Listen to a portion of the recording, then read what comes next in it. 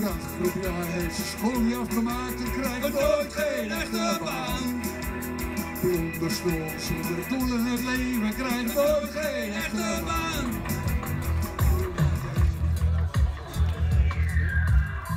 We zitten nu in het stuurhuis van de Asgaard. Ik heb het maar stuurhuis genoemd. Het was eigenlijk als een heksenhuis begonnen, maar het is toch meer een stuurhuis. Vroeger hadden de heksen ook het stuur en ja, een stuurhuis is wat directer. De is dit een heel mooi bouwwerk, hè? Ja, echt geweldig. Heel erg fijn. Ik heb hier de hele middag creatieve workshop gegeven met alle leeftijden. En het was heel erg fijn om in dit mooie bouwwerk te zitten. Ja. Het is het tweede feest en het idee is dat we elk seizoen een feestje houden. Dus we hebben de lente, nou weer natuurlijk het eerste seizoen van 2018, dus dat weer tevens de opening. En nou het tweede in de simmer. Ah ja. En ja, is het dan een oor of is het eigenlijk nooit oor? Het is eigenlijk nooit al. Dat is voor de mensen te beschermen wat je rol hier is. Ja, dus aan de andere kant is het ik wel al. Hè?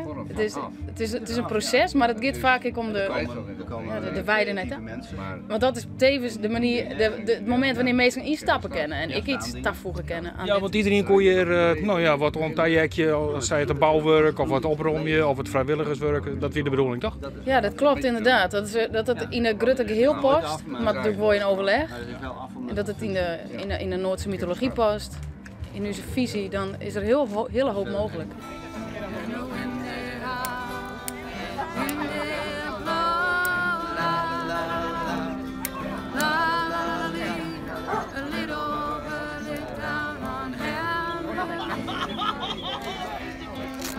En het is nogal een centraal vuurplak, wat is dat?